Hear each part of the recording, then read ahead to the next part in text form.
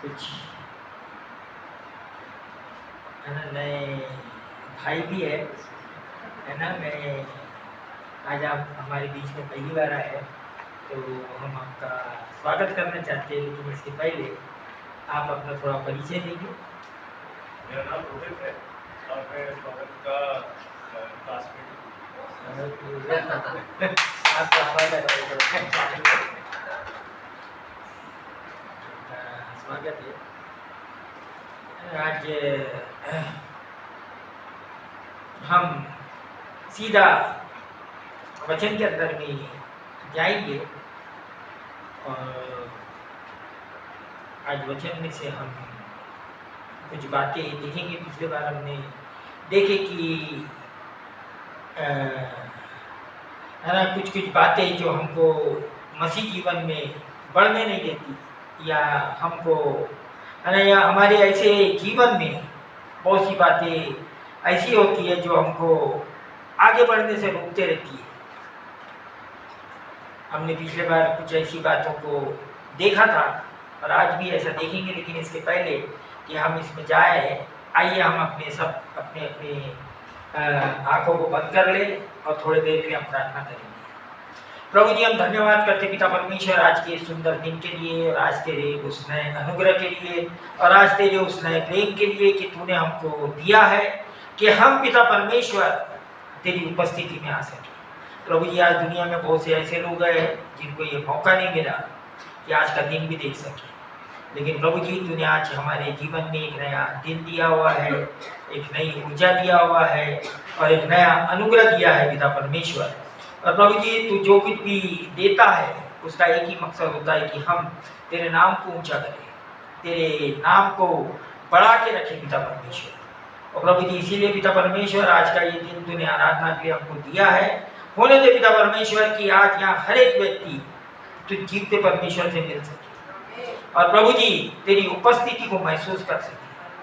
प्रभु जी, इन सारे लोगों को मैं तेरे हाथ में सौंप देता हूँ, और प्रभु जी वो दुष्ट जो भी यहाँ पर लोगों के मनों को भटकाना चाहता है, लोगों के मनों को इधर उधर करना चाहता है, या प्रभु जी तेरी उपस्थिति में नहीं आने देता है, उसको मैं यीशु मसीह के नाम से यहाँ से भगा देता हूँ। और प्रभु जी, हम पिता परमेश्वर अपने आप को तेरे अधीन करते हुए ये प्रार्थना तेरे बेटे यीशु मसीह के नाम से मांगते हैं। एक चीज़ है कि दुनिया में अन्य जितने भी लोग हैं वो हमेशा उनके ख्याल में ये रहता है कि हम बड़े ही है ना शांति से और आनंद से जिए। किसके अंदर ऐसी ख्वाहिश नहीं रहती कि हम शांति से और आनंद से जिए। है ना, दुनिया में सब व्यक्ति है ना इसी तरीके से है ना जीना चाहते हैं, और जब जीना चाहते हैं तो उनके अंदर एक इच्छा होती है हर एक चीज के ऊपर कब्जा करना।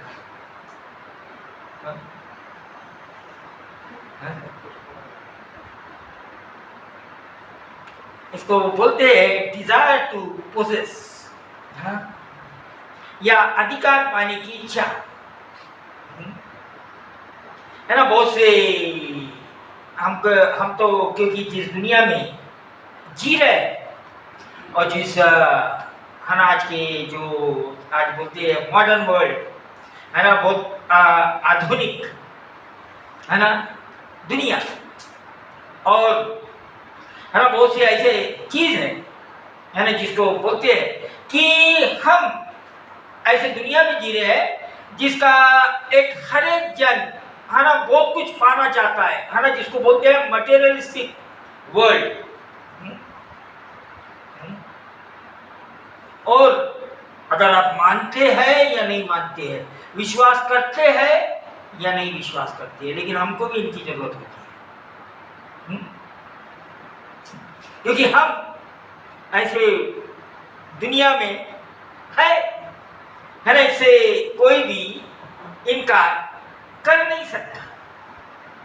और ऐसे दुनिया में हमको जीने के लिए है ना आनंद भी चाहिए और शांति भी चाहिए है ना, लेकिन क्या होता है कि है ना इन चीज़ों के कारण जो हम खो रहे हैं वो अपनी, है ना, आनंद और शांति, क्योंकि हम, है ना, किसी और चीज़ में, है ना, ये चीज़, है ना, ये मत सोचो कि जो दुनिया की जो चीज़ें हैं, जो तुम्हारे वापरने की जो चीज़ें हैं वो गलत है। लेकिन अगर हम इसी के पीछे लग गए तब प्रॉब्लम, तब समस्या, है ना। इसको पाने की इच्छा और इसको ये, है ना, तो ये जब हम सारा जो चीज़ों के ऊपर अधिकार करना चाहते हैं, है ना, तो हम देखते हैं कि बिना किसी चीज को कुचले हुए तुम आगे नहीं बढ़ सकते, बिगर, है ना, जेलसी के, जलन के, बिना क्रोध के, हाँ? और, है ना, जब तक कि हमको ये बातें समझ में नहीं आती है कि क्या हो रहा है, तब तक कि, है ना, हमारा खोज तो, हम चाहते तो है कि हमको शांति मिले, हमारे अंदर शांति रहे, हमारे अंदर में आनंद रहे, लेकिन ऐसा होता नहीं है। और माना यीशु मसीह का एक वचन हमको याद आता है कि यीशु मसीह मत्ती 4:4 के अंदर में बोलता है कि इंसान केवल रोटी से नहीं जीता, लेकिन परमेश्वर के हर एक वचन से जीता है ना। कोई पढ़ दे मत्ती 4:4, है ना, मेरा मेन वचन नहीं है, लेकिन, है ना, मैं अभी बोलते बोलते ये। यीशु ने उत्तर दिया, लिखा है, मनुष्य केवल रोटी ही से नहीं परंतु हर एक वचन से जो परमेश्वर के मुख से निकलता है जीवित रहेगा। है ना, यीशु मसीह ने एक बात बोला, केवल रोटी ही से नहीं, यहाँ नहीं बोला ऐसा कि रोटी खाने से नहीं खाएंगे तो ये नहीं हो गया, केवल रोटी ही से नहीं, हाँ, मतलब कि यही चीज़ तुम्हारे लिए सब कुछ नहीं है, हाँ, यही चीज़, है ना। ये बात बिल्कुल पक्की है कि हम केवल रोटी से ही नहीं, लेकिन बिना रोटी के भी नहीं जी सकते आप, हाँ? हम बिना खाने के जी नहीं सकते, हाँ? तो हमने इस दुनिया के अंदर में रहना है, हमने एक चीज को देखना है कि किस तरीके से, है ना, ज्यादा करके जब ये सारी चीज का जब बात आता है तो क्या आता है, सबसे पहले दिमाग में आता है कि मैंने बहुत सारा पैसा कमाना है, हाँ? है ना। आपको एक बात सुन के बड़ा आश्चर्य होगा कि यीशु मसीह ने बहुत ज़्यादा बात पैसे का और धन का किया, लेकिन वो दोनों बात बहुत ज़्यादा करने के बाद में उसने ये बताया कि इसके पीछे खतरा क्या है, है ना। यीशु मसीह ने कभी भी ये बात को छुपाया नहीं और बताया कि धन के बारे में, पैसे के बारे में, और लेकिन इसके साथ में ये भी बताया कि इसका खतरा क्या है ना। एक चीज मैं आपको बोलना चाहता हूं कि पैसा बहुत अच्छा है जब तक ये तुम्हारे हाथ में है, लेकिन जब ये पैसा तुम्हारे दिल में आ गया तो प्रॉब्लम है, हाँ? समझे बात को, हाँ? पैसा हाथ में बहुत अच्छा है, लेकिन अगर वही पैसा तुम्हारा दिल बन गया, हाँ? तो खतरा है ना। मैं निकालूंगा कि बात करूंगा, ये 2 तीमोथी के अंदर में से आज मैं वचन पढ़ूंगा, है ना, पढ़ेंगे 2 तीमोथी उसका 6:1-10।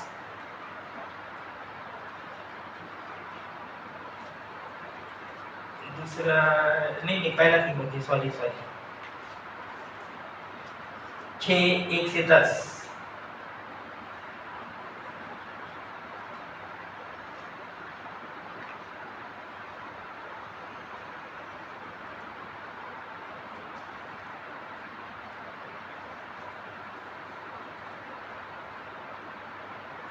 आइए हम पढ़ेंगे।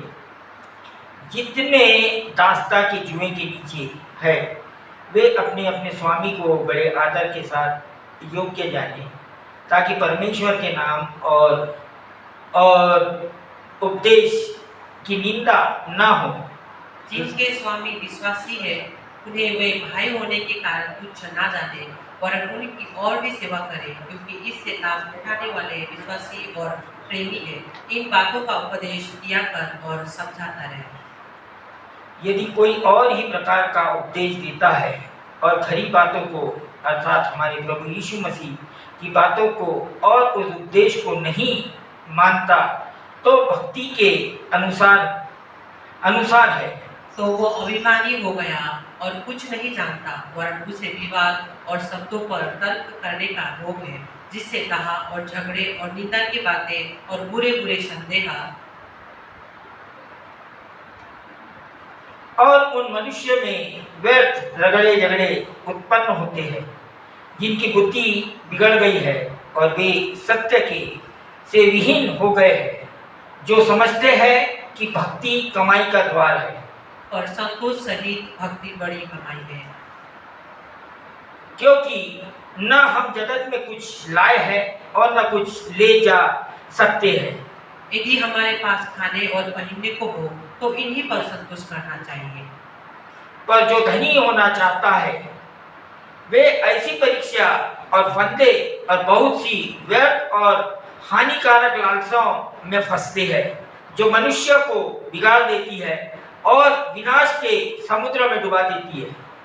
क्योंकि रुपए का लोभ सब प्रकार की बुराइयों की जड़ है, जिसे प्राप्त करने का प्रयत्न करते हुए बहुतों ने विश्वास से भटक कर अपने आप को नाना प्रकार के दुखों से छलनी बना लिया है ना। यहाँ पौलुस जो है वो तिमोथी को ये पत्री लिख रहा है और उसको कुछ बातों के बारे में समझा रहा है ना। और इसके अंदर में जो बहुत जो खतरनाक बात है कि बताना है कि किन बातों से रगड़े झगड़े शुरू हो जाती है, किन बातों से वाद विवाद शुरू हो जाते हैं, है ना। ये क्यों ये कलीसिया को ऐसी बातें सिखाने के लिए बोल रहा है ना, ताकि के कलीसिया के अंदर में एक है ना जिसको बोलते हैं शांति बने रहे, एक कलीसिया के अंदर में आपस में प्रेम बना रहे, है ना। कलीसिया के अंदर में है ना हम एक दूसरे से आनंदित रहे, है ना। इसीलिए ये जो इसको जो पौलुस इसको लिख रहा है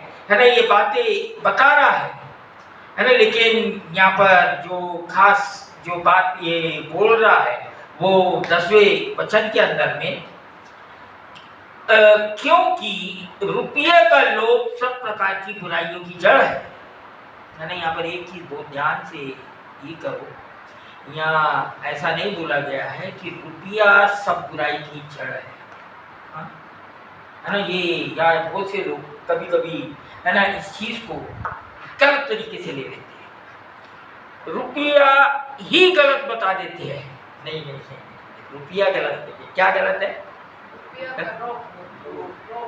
रुपये का लोभ, है ना। मैंने जो बोला पैसा हाथ में है तो बहुत अच्छा है, पैसा दिल में है मतलब कि उसके अंदर में क्या हो गया, लोभ आ गया, है ना। यहाँ ये जो लोभ की बात आ रही है ना, यहाँ पर बोलता है कि क्योंकि रुपये का लोभ सब प्रकार की बुराइयों की जड़ है, जिसे प्राप्त करने का यत्न करते हुए बहुतों ने विश्वास से भटक कर अपने आप को नाना प्रकार के दुखों में छलनी बना दिया, है ना। मैं बहुत साल से सेवकाई के अंदर हूँ और मैं कई बार बताया कि जब मैं नया नया प्रभु में आया, जब मैं भी प्रभु में नहीं था, है ना, तो मेरे अंदर में भी एक ये था कि है ना मैंने बहुत पैसा कमा लिया, हाँ। तो ये मेरे समझ में आया कि ये जो पैसा है ये सब चीज को कंट्रोल करता है,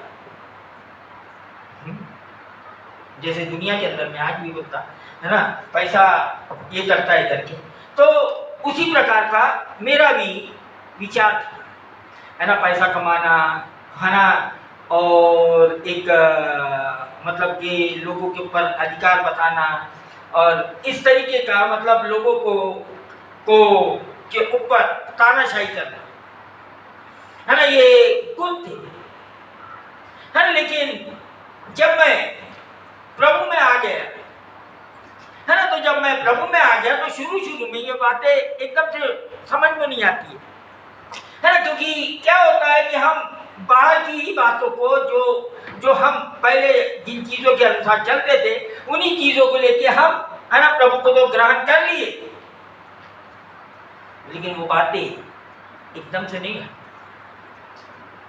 या वो विचार एकदम से खत्म नहीं होते, है ना। वो जैसे जैसे परमेश्वर का वचन, और क्या होता है ना कि इसके बीच में बहुत सी ऐसी बातें भी होती है कि तुमको पैसा भी आता है, सब कुछ आता है, लेकिन है ना जो चीज़ के लिए तुम प्रभु के पास में आए हो, है ना, जिसको बोलते हैं शांति, आनंद, खुशी, प्रेम, है ना, पैसा तो है लेकिन ये चीज़ नहीं आ रही, मतलब कहीं ना कहीं कुछ ना कुछ क्या हो गई, समस्या हो गई, कुछ ना कुछ जो बात है कि भाई अगर यही चीज हमको ये चीज देता है ना, तो हम प्रभु के पास क्यों आए। मैं ये नहीं बोल रहा हूं कि पैसा गलत है, लेकिन गलत क्या है, हमारी सोच गलत है, हमारे विचार गलत है, हमारा जो उद्देश्य है वो गलत है। और इसके कारण क्या होता है कि बहुत से बार, है ना, मैं बहुत से बार ऐसा बहुत सारी कहानी भी सुनता हूँ, बहुत सारा ये भी, है ना, वचन के अंदर में अगर हम जाएंगे तो प्रभु और जो भविष्यवक्ता है वो कभी कभी हमारे जो भविष्यवक्ता है या जो पादरी है या जो परमेश्वर के लोग हैं उनको, है ना, डांटता है। क्यों, है ना, कोई निकालेंगे मीका, उसका तीसरा, पहले हम पढ़ेंगे दूसरा अध्याय 1 से 4, मीका।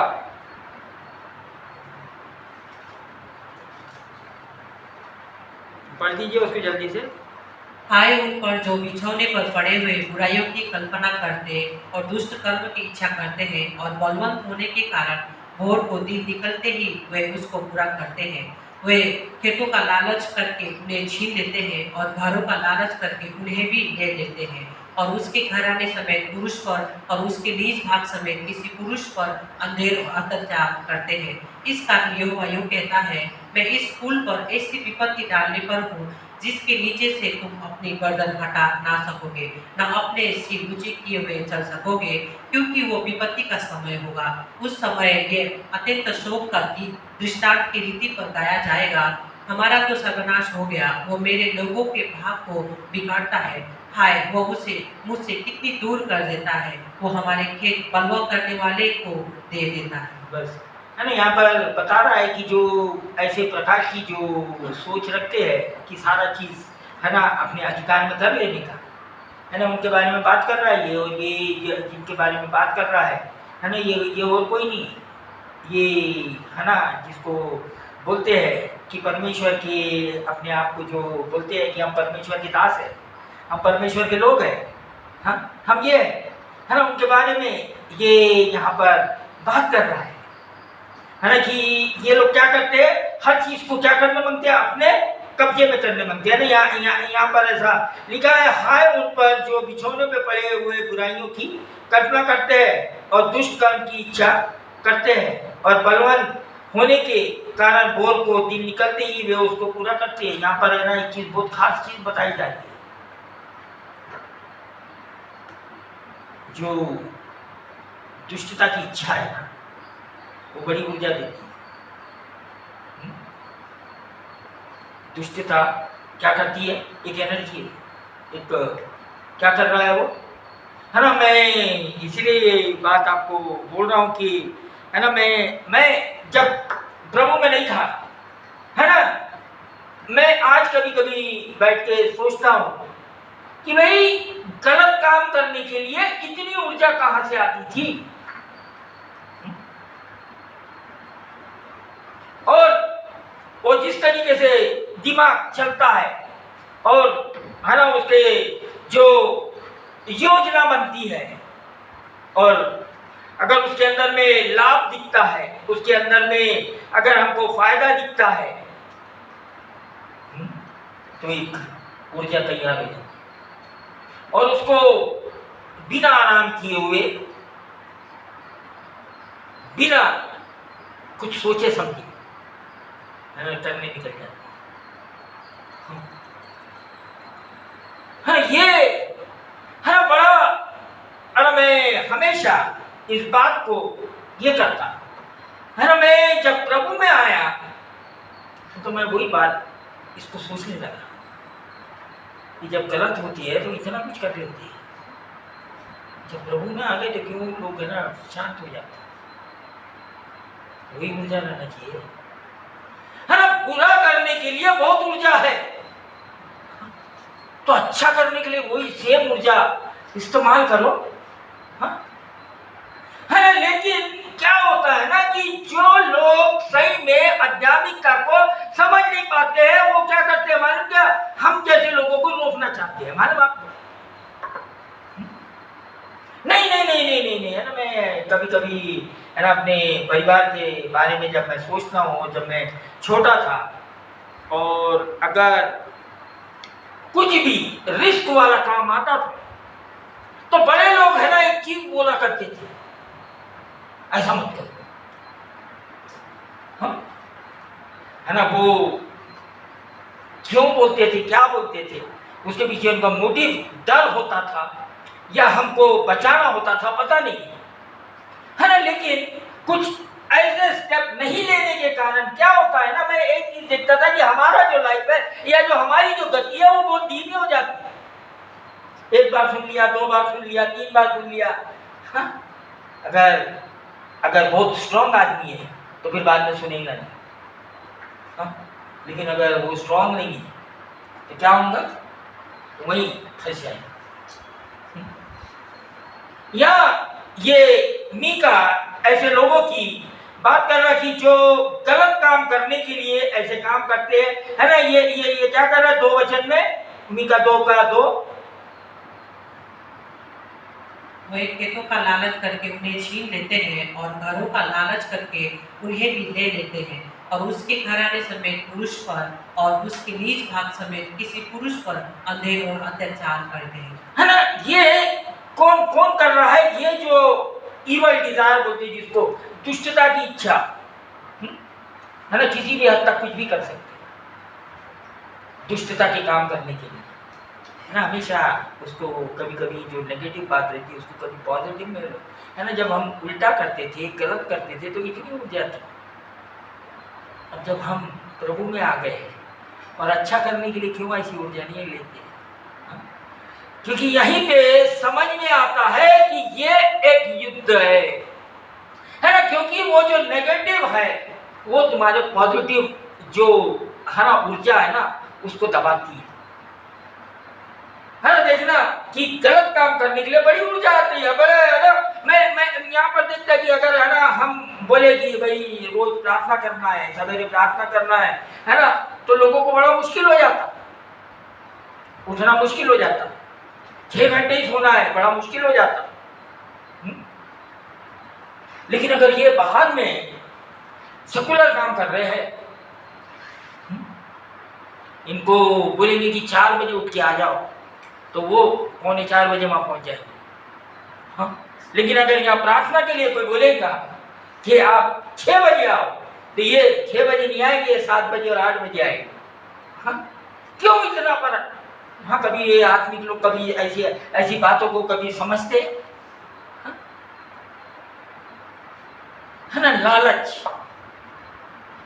है ना। ये क्यों क्यों ये क्या चीज उनको ऊर्जा दे रही है, लालच ऊर्जा दे रही है, ये लालच ऊर्जा दे रही है। और यहाँ पर ये मीका है ना, ये इसको इजराइलियों के साथ में ये बात कर रहा है कि इनके जो अगुए हैं, इनके जो ये है, ये किस तरीके से ऐसे हो गए, है ना। अभी उसी का 3 अध्याय में निकालो मीका का, और उसका 8 से 12 पढ़ दो। परंतु मैं तो यहोवा की आत्मा से शक्ति, न्याय और पराक्रम को पाकर परिपूर्ण हूँ कि मैं याकूब को उसका अपराध और इस्राएल को उसका पाप जता सकूं। हे याकूब के घरानों के प्रधानों, हे इस्राएल के घराने के न्यायियों, हे न्याय से घृणा करने वालों और सब सीधी बातों को टेढ़ी मेढ़ी करने वालों, ये बात सुनो। तुम सियोन को हत्या करके और यरूशलेम को कुटिलता करके दृढ़ करते हो। उसके प्रधान घूस ले लेकर विचार करते और याजक दाम ले लेकर व्यवस्था देते हैं और भविष्यद्वक्ता रुपए के लिए भावी कहते हैं। तो भी वे ये कहकर यहोवा पर भरोसा रखते हैं, यहोवा हमारे बीच में है, इसलिए कोई विपत्ति हम पर ना आएगी।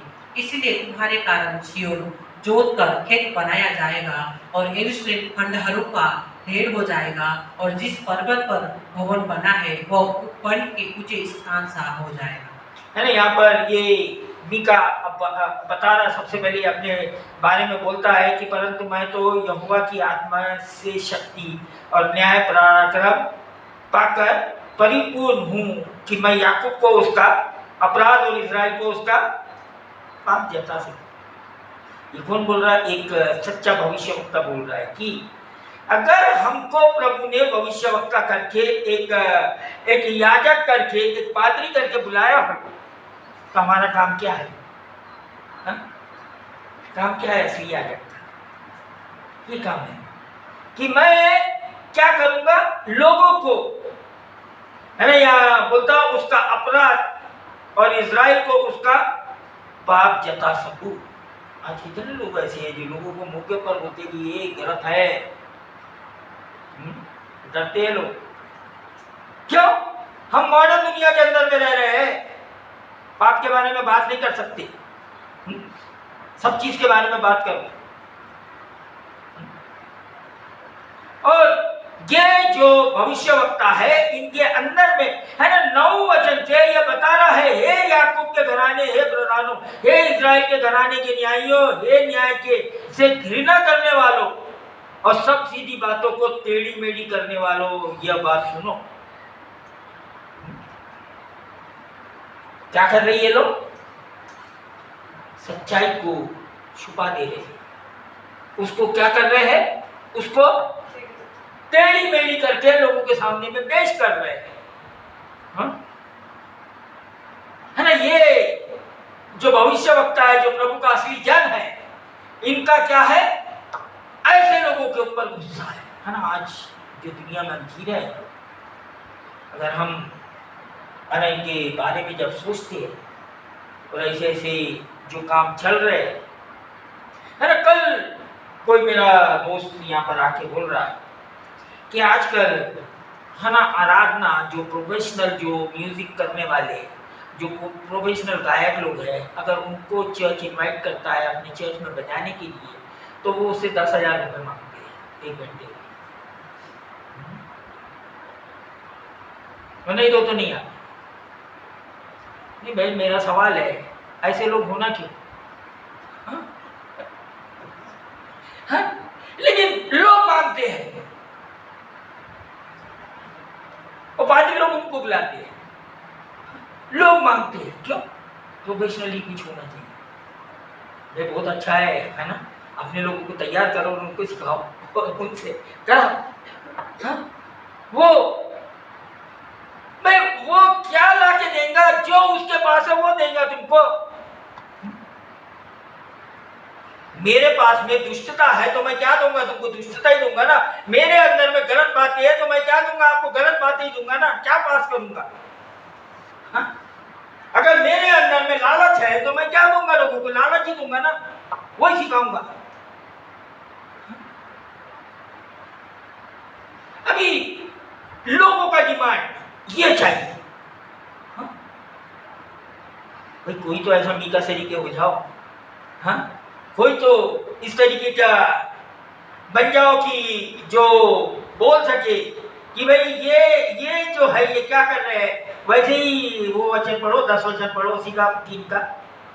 तुम सियोन को हत्या करके और यरूशलेम को कुटिलता करके दृढ़ करते हो। ये आजकल बुरा है। हाँ? तुम सियोन को हत्या करके और यरूशलेम को कुटिलता करके दृढ़ करते हो। आज लोग चर्च के ग्रोथ की बात करते हैं, आज लोग है ना जो आध्यात्मिकता के बढ़ती की बात कर रहे हैं, लेकिन कर रहे क्या है? गलत तरीके से। जो प्रभु बोलता नहीं है, लालच के साथ में मोटिवेशन कुछ और है ना, कुछ और ये है। कैसे आध्यात्मिकता या कैसे लोगों का जीवन कैसे बदलेगा? हमारा चिंता लोगों का जीवन है, अपना खुद का जीवन और लोगों का जीवन है ना। लोगों के जीवन में परिवर्तन चाहिए, उनके जीवन में आध्यात्मिकता दिखना चाहिए। अगर भाई चर्च के अंदर आ रहा है, बैठ रहा है, लेकिन उसमें वही कुटिलता है, वही सोच है, वही विचार है, वही दुष्टता है, वही प्रकार का है, तो उसका चर्च के अंदर आने का मतलब क्या है? या फिर चर्च इतना कमजोर हो गया है कि उसको उसमें से निकाल नहीं पा रहा है।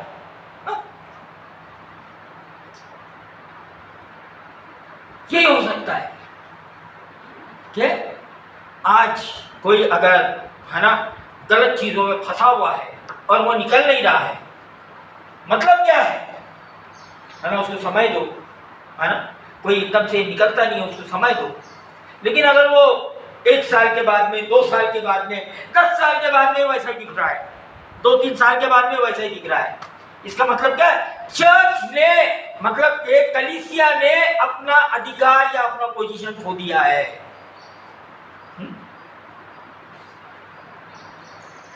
है ना, लोग आए किसी भी तरीके से कलीसिया के अंदर, लेकिन धीरे धीरे करके उनके अंदर में तब्दीली आना चाहिए, है ना। ये कोई ये नहीं है कि भाई चलो कोई गैदरिंग हो गई, हम है ना अपना जाके सिर दिखा दें, नहीं नहीं नहीं नहीं, नहीं। ऐसे में तो बहुत सारे लोग ये करके है ना, लोगों का एक ध्यान सिर्फ सिर गिनने में लगा हुआ है कि कितने लोग जमा हो गए।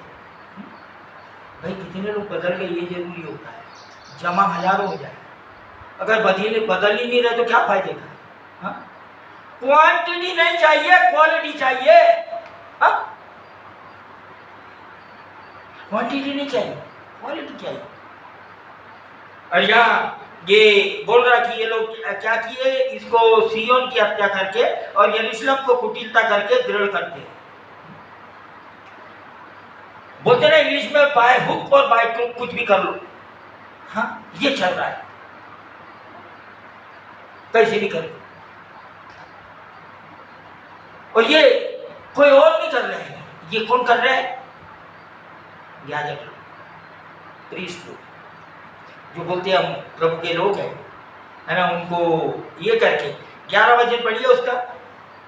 उसके प्रधान घूस ले लेकर विचार करते और याजक दाम ले लेकर व्यवस्था देते हैं और भविष्यद्वक्ता रुपये के लिए भावी कहते हैं, तो भी वे ये कहकर यहोवा पर भरोसा रखते हैं, यहोवा हमारे बीच में है, इसलिए कोई विपत्ति हम पर ना आएगी। तो कितना गलत लोगों का विचार है। आज सेम चीज ये चल रहा है। मान लिया ये जो किताब लिखी हुई है, ये उस मीका ने अंत के दिन के चर्च के बारे में लिखा है। अंत के दिन में कलीसिया कैसी होंगी, प्रभु के जो दास लोग हैं वो कैसे होंगे, है ना। ये उस समय के बारे में भी लिख रहा है, लेकिन इसका जो है वो आगे, क्योंकि भविष्यवक्ता का जो नजर है, जो उसका देखना है ना, उसको बोलते हैं ना गिद्ध की नजर।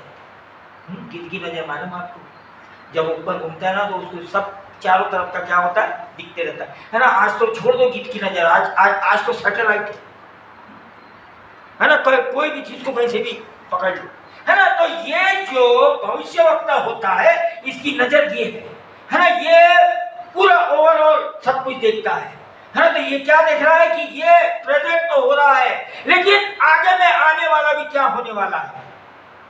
और ये क्या किया इसने, ये लोग क्या कर रहे हैं, किस तरीके से ये काम कर रहे हैं। हाँ, याजक दाम लेकर व्यवस्था देती है। आज सुसमाचार को बेचा जा रहा है, इसके नाम से पैसे कमाया जा रहा है, अमीर बनने की कोशिश। क्यों? इसका जो रूट कॉज है, इसका जो जड़ है वो क्या है, लालच, पाने की इच्छा, बहुत कुछ पाने की इच्छा, है ना। इसका जो ये है वो क्या है, लालच, है ना। ये यहाँ पर लोगों को गलत भरोसा देके, और इनका धोखा क्या है, ये ऐसा गलत कर रहे हैं, लेकिन इनके विचार क्या है, धोखा देखो क्या है उनका। बीच में से बड़ो वे यह कहकर यहोवा पर भरोसा रखते हैं कि यहोवा हमारे बीच में है, इसलिए कोई विपत्ति हम पर ना आएगी। हम कुछ भी करते रहे लेकिन यहोवा हमारे बीच में है। हाँ, आजकल लोग बड़े अच्छे से बोलते हैं ये बात, कुछ नहीं होगा है ना, लेकिन जो 12 वचन है उसको पढ़ दीजिए। इसीलिए तुम्हारे कारण सिय्योन जोत कर खेत बनाया जाएगा और यरूशलेम खंडहरों का ढेर हो जाएगा, और जिस पर्वत पर भवन बना है वो वन के ऊंचे स्थान सा हो जाएगा। है ना, ये बड़ा, ये लोग ये सारी चीज़ों के ऊपर बड़ा गर्व करते थे कि हम कुछ भी करते रहेंगे और कुछ नहीं होगा, लेकिन प्रभु क्या कर देगा? हाँ, क्या करेगा? सारा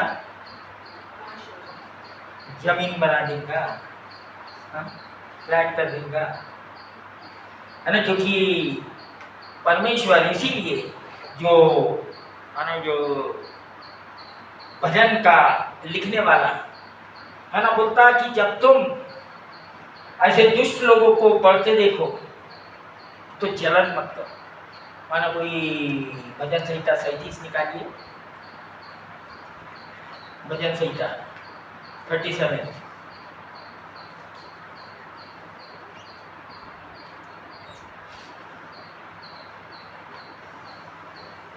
पहला वचन पढ़िए उसको। कुकर्मियों के कारण मत कुढ़, कुटिल काम करने वालों के विषय कहा ना कर।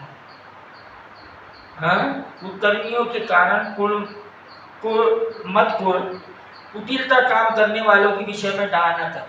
क्यों बोल रहा है ऐसा? क्या बात है इनके बारे में ऐसा बोलता है? 2 वचन। क्योंकि वे घास के समान झट कट जाएंगे और हरी घास के समान मुरझा जाएंगे। और मनुष्य का जीवन कितना है?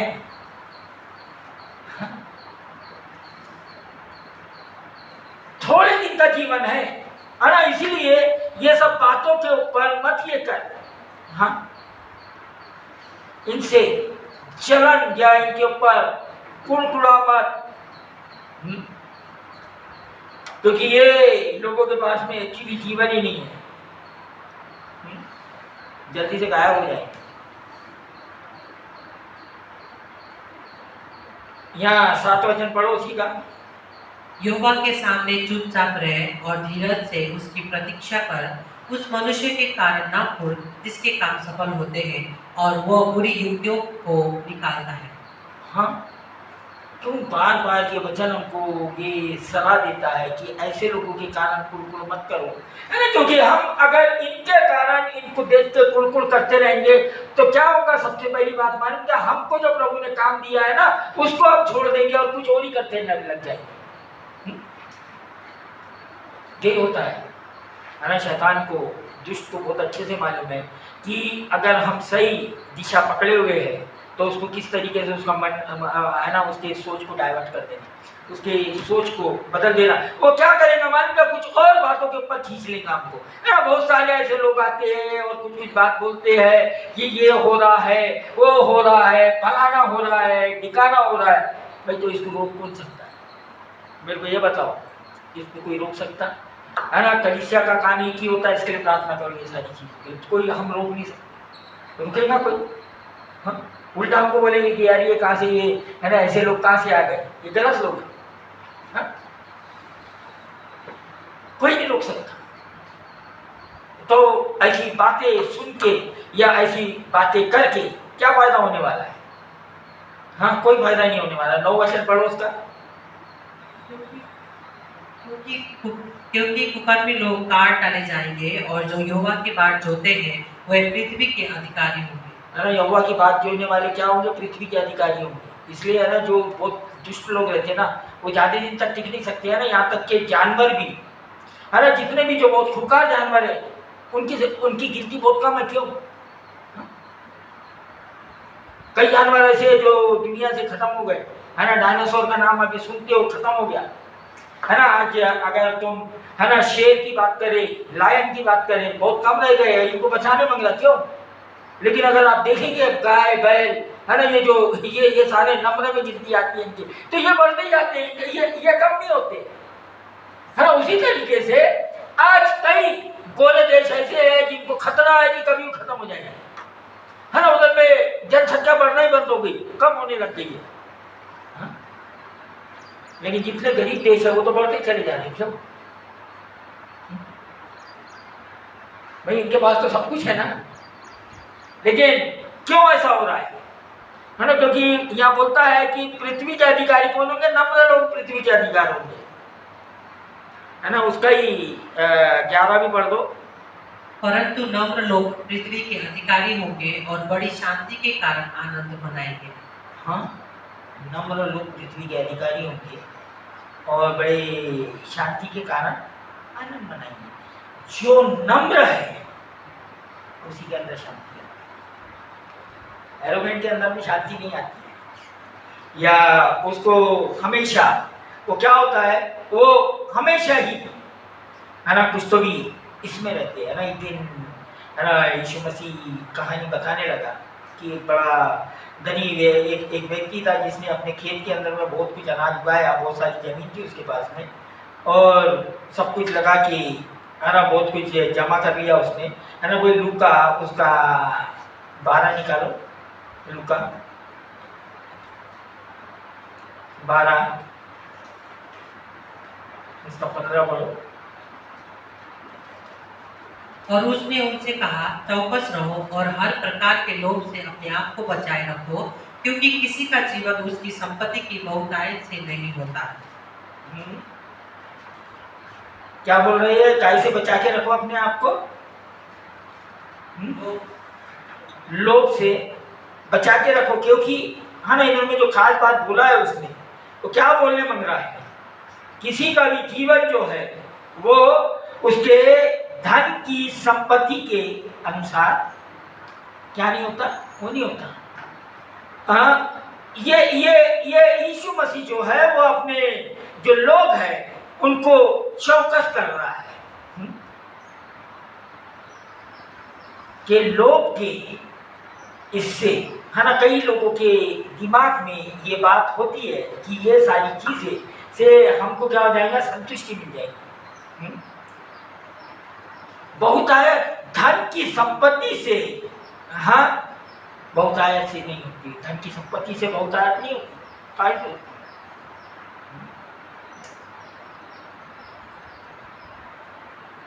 है ना, इजराइलियों को प्रभु ने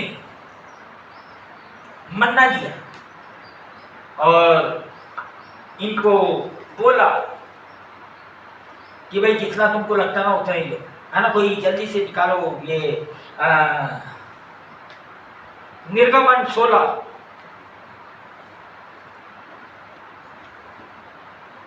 निर्गमन 16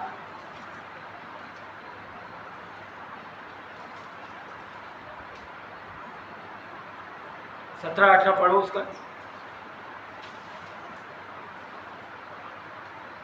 और इस्राएलियों ने वैसा ही किया, और किसी ने अधिक और किसी ने थोड़ा बटोर लिया।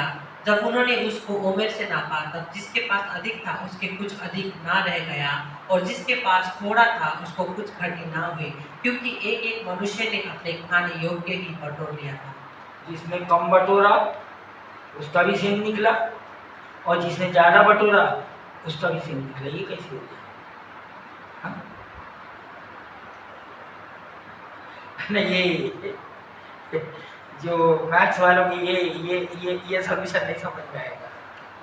ये सिर्फ है ना अनुग्रह के द्वारा समझ में आता है, हाँ? कि जिसने ज्यादा बटोरा उसका कुछ कम नहीं हुआ, जिसका कम था उसको कोई घटी नहीं, हाँ? है ना। ये प्रभु बता सकता है कि वो बैलेंस कैसे कर देता है, हाँ?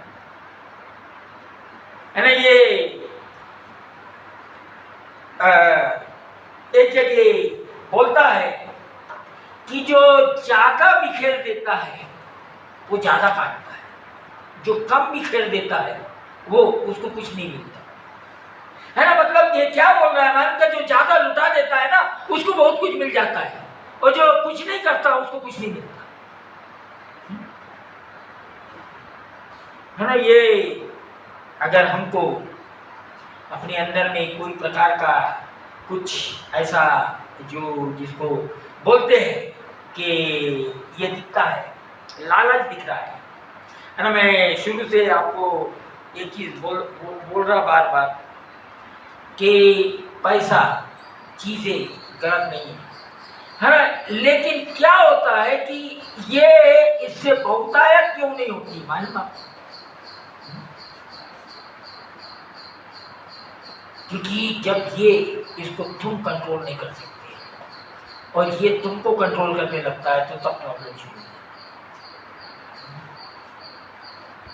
कई लोग है ना, उनको जो चलाने वाला है वो यही सारी, उनको प्रभु नहीं चलाता है, उनको यही सारी है ना। हम जो विश्वासी लोग हैं, जो प्रभु के लोग हैं, उनको हमेशा एक ध्यान देना पड़ता है कि हम किस चीज़ की चलाई चल रहे हैं।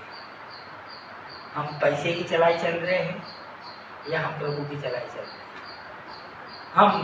हमको चलाने वाला कौन है? ये बहुत जरूरी बात है ना। हम दुनिया के अंदर में देखते हैं कि बहुत कम लोग हैं जो सच में खुश दिखते हैं, सच में खुश दिखते हैं। बहुत कम लोग हैं, है ना। ऐसा आप मुंह से अपने कुछ भी बोलो,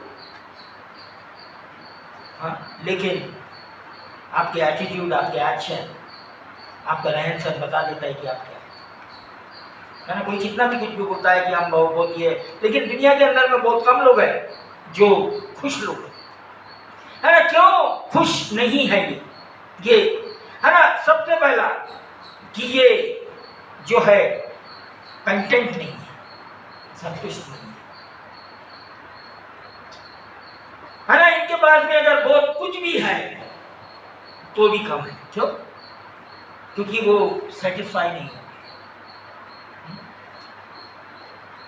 ना। कभी बिल गेट के बारे में, कभी उसके ये, तो उससे अगर पूछो कि भाई तेरे को और कुछ चाहिए, क्या चाहिए, तो क्या बोलता मालूम? क्या, मेरे को और पैसा चाहिए, इतना तो पैसा।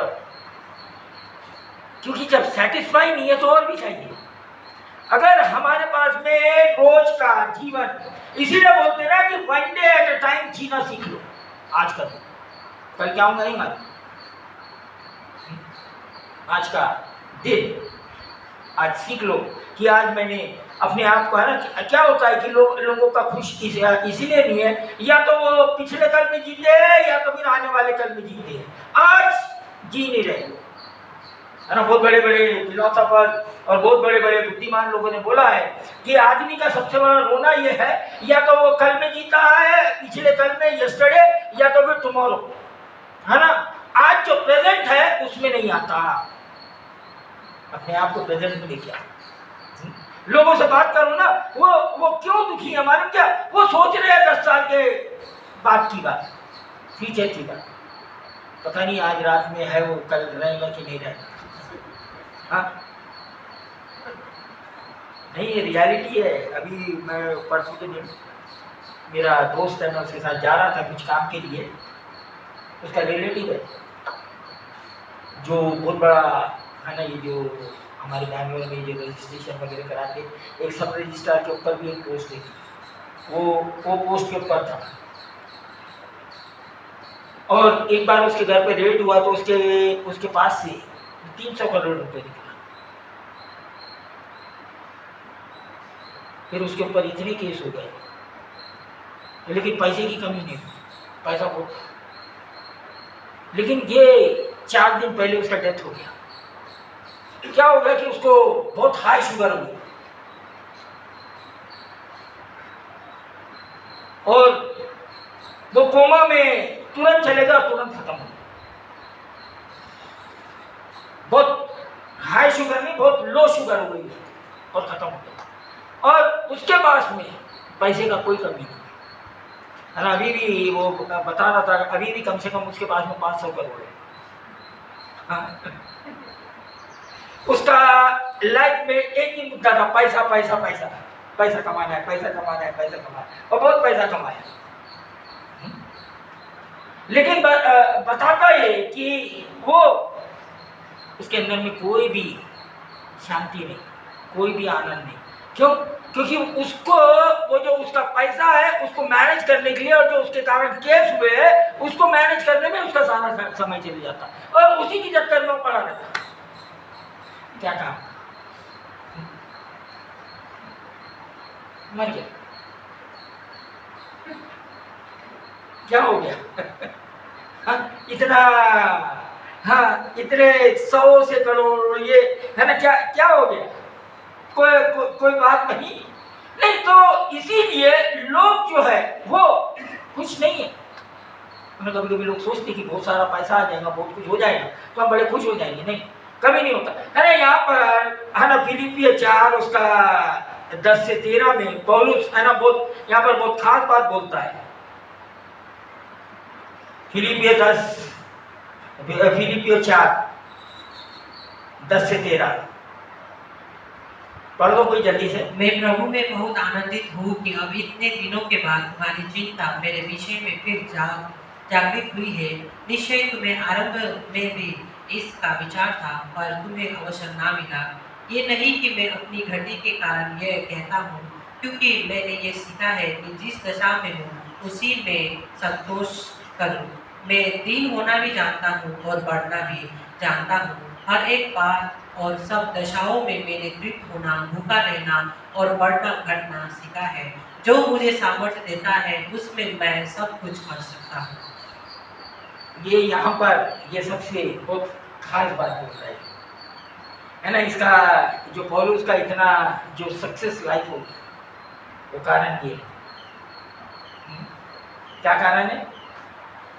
बोलता मैं प्रभु में बहुत आनंदित हूँ कि जब इन दिनों के बाद तुम्हारी चिंता मेरे विषय में फिर जागृत हुई है ना। निश्चय तुम्हें आरंभ में भी इसका विचार था पर तुम्हें अवसर न मिला। यह नहीं कि मैं अपनी गति के कारण यह बात करता हूँ, क्योंकि मैंने यह सीखा है कि जिस दशा में हूँ उसी में संतुष्ट करूँ। आज प्रॉब्लम क्या है? पहली बात तो हमारे जीवन का जो करता जाता है वो प्रभु नहीं है। तो जब वो नहीं है तो संतुष्टि कहाँ से आएगी?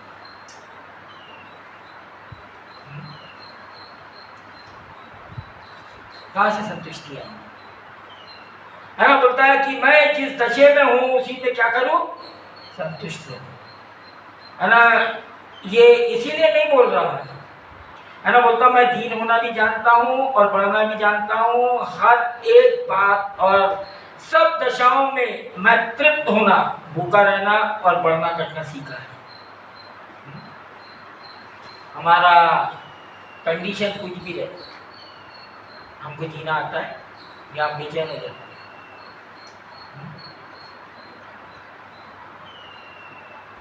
क्या ये है? और इसका जो राज है वो क्या है? जो मुझे सामर्थ्य देता है उसमें मैं सब कुछ कर सकता हूँ। इसको कई लोग गलत इंटरप्रिटेशन ले लेते कि प्रभु में हम सब कुछ कर सकते। ये यहाँ पर है ना ऊपर में लिस्ट किया उसने, उसकी कमी भी बताया, घटी भी बताया, बढ़ती भी बताया। हाँ, हर जगह में क्या हो सकता हो? संतुष्ट। है ना। इसको बोलते कंटेंटमेंट। कंटेंट, संतुष्टि। जिस भी दशा में हूँ मैं खुश हूँ। है ना। ये मसीह जीवन का राज है। लेकिन क्या होता है कि लोग खुश क्यों नहीं है? खुश क्यों नहीं है ना? ये बड़ा ये खतरनाक सवाल है, क्योंकि लोगों का जो प्रेम है ना वो मजा करने के लिए।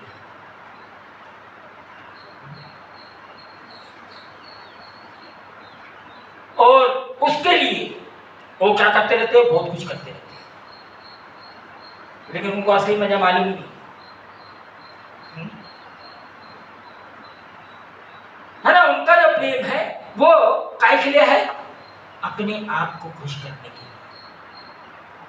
लेकिन उनको सिद्धांत नहीं मालूम अपने आप को खुश करने का।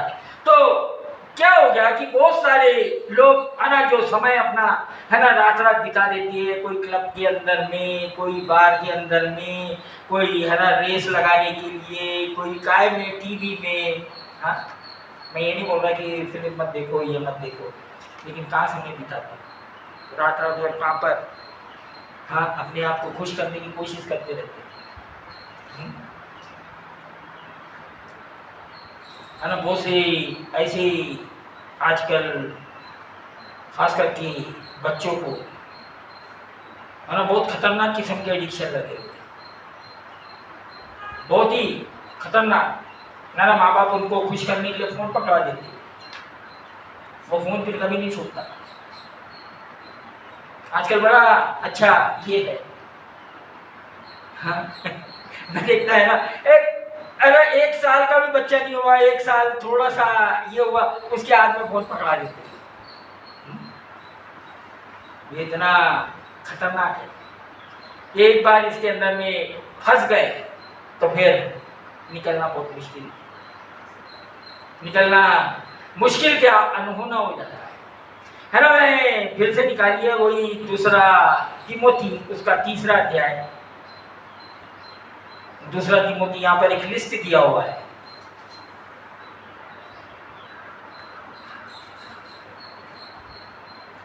उसका 1 से 9 पढ़ो। यहाँ बता रहा है कि अंत के समय में दिन कैसे रहेंगे। दूसरा तिमोथी 3।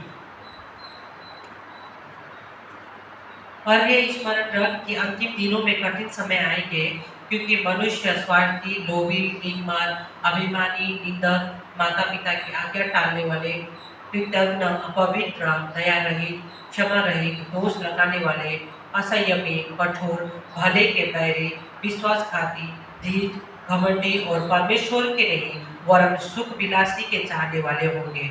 वे भक्ति का भेष तो धरेंगे पर उसकी शक्ति को न मानेंगे। ऐसों से परे रहना। 9 तक। इन्हीं में से वे लोग हैं जो घरों में दबे पांव घुस आते हैं और उन दुर्बल स्त्रियों को वश में कर लेते हैं, जो पापों से दबी और हर प्रकार की अभिलाषाओं के वश में है, और सदा सीखती तो रहती है पर सत्य की पहचान तक कभी नहीं पहुंचती। जैसे एनेस और एम्ब्रेस ने मूसा का विरोध किया था, वैसे ही ये भी सत्य का विरोध करते हैं। ये ऐसे मनुष्य हैं जिनकी बुद्धि भ्रष्ट हो गई है और वे विश्वास के विषय में निकम्मे हैं, और वे इससे आगे नहीं बढ़ सकते, क्योंकि जैसे उनकी अज्ञानता सब मनुष्य पर प्रकट हो गई थी, वैसे ही इनकी भी हो जाएगी।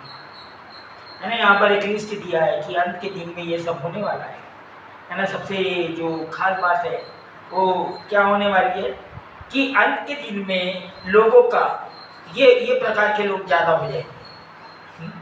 यहाँ बोल रहा है कठिन समय आएंगे। क्या कठिन समय? कठिन समय नहीं आए आके कोई आपको मारपीट करेगा, हाँ, हम खुद ही मुसीबत बन जाएंगे अपने लिए। अगर हम प्रभु की तरफ नहीं बढ़ते हैं या प्रभु की तरफ नहीं देखते हैं तो क्या होता है कि ये यहाँ पर जो बोल रहा है कठिन समय आएंगे, 2 में बोलता है, क्योंकि मनुष्य हाँ स्वार्थी, लोभी, डिंगमार, है ना। ये लिस्ट को अपनी लिस्ट बना लो और उसको रोज चेक करो, ये लिस्ट में से मेरे अंदर में कौन से काम चल रहे हैं। लोगों का खुश नहीं होने का कारण, चाहे वो रात भर क्लब में जाके बैठ रहे हैं, रात भर शराब पी रहे हैं या कोई और काम कर रहे हैं या टीवी देख रहे हैं, लेकिन उनके अंदर में किसी भी प्रकार का कोई मजा नहीं आ रहा है। अरे तो जब मजा नहीं आता तो वो बार बार वही करते रहते और उसको बोलते हैं कि अब ये एडिक्ट हो गए। यही नहीं है कि जो नशा करने वाले, दवाई खाने वाले, शराब पीने वाले, है ना, आजकल बहुत प्रकार के एडिक्शन हो गए,